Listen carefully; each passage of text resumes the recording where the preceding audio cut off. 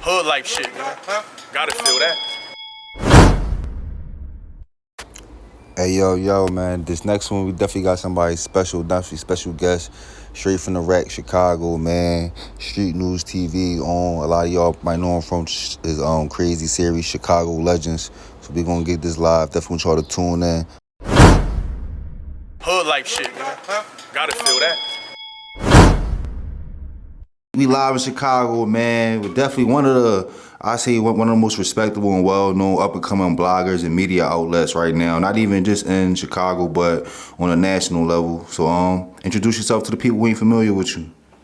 What up, man? It's your boy, man. SNTV, short for Street News TV.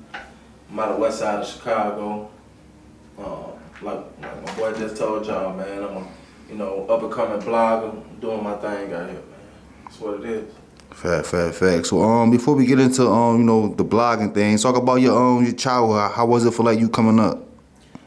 Well, as I said, I'm from the west side of Chicago, so I came up I'm an 80s baby, so I came up early 90s, the 90s, the early 2000s, and it's like, shit, it was a lot going on back then, but it wasn't nowhere near as, as worse as it is now. We was very family orientated. Like our whole block was, even the motherfuckers that wasn't family, it was like they was family. Mm-hmm. So, I had a pretty decent childhood, Shit, we come from the struggle and shit, 833 North Walla, Chicago Avenue in Walla.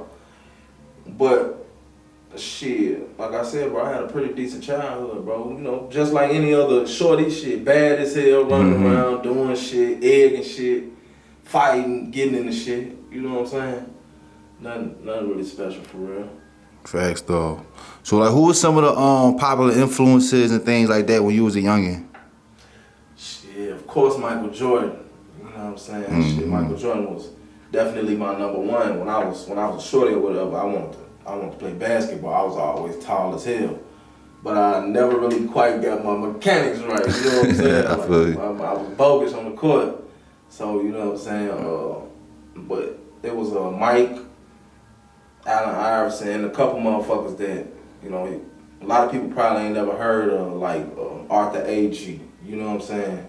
William Gates. Okay, they came out with a documentary in the 90s.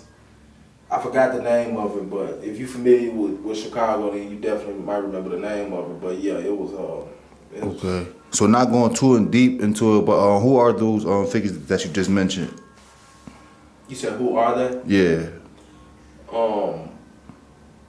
As far as talking about who I looked up to? No, you mentioned two names as far as Arthur H. and the other one. I don't want to mistake it, but like you said. Oh yeah. Arthur A.G. was a guy. Hoop Dreams. That was the name of it. Mm-hmm. It was about two guys. I knew I seen that. I knew you were talking about. Yeah. So you know what I'm saying. He went to Marshall High School or whatever, and his daddy was on drugs real bad, and his mama, of course, single parent, was struggling and shit like that. So he came from the type of situation that I came from, and he was actually doing what I wanted to do or whatever. So he ended up I don't even think he ended up doing shit with his life though. You know what I'm saying? He had a bad attitude. He didn't make it. Facts though. All right, so talk about the how old was you when you first kind of jumped off the steps per se? I started getting into like street shit probably about 12, 13. You know what I'm saying? Really even before that, but I wouldn't really say that I just like I said, fighting and shit like that, just running around being a shorty. You know what I'm saying? Mm-hmm. Just running behind the big foes and shit like that. You know what I'm saying? I had a lot of partners that was travelers and seas too. You know what I'm saying? Shout out to the travelers, shout out to the seas. But what's that? Traveler vice lords and conservative vice lords. Got you.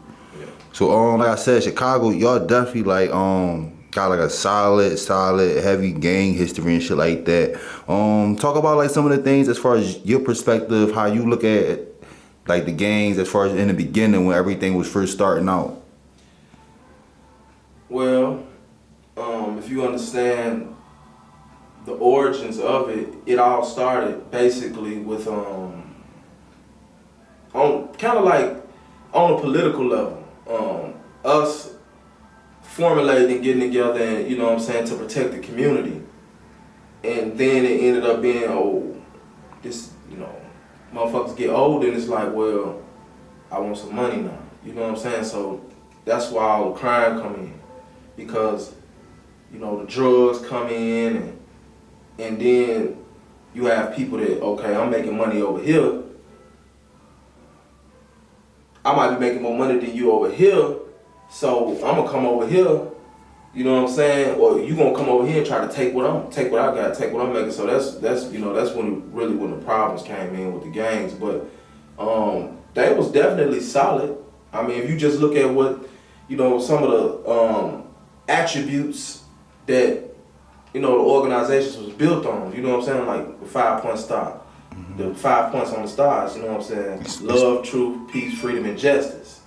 If you're dealing with gangs of the day, there's none of that exists. You know what I'm saying? No love, no peace, no freedom, you know what I'm saying?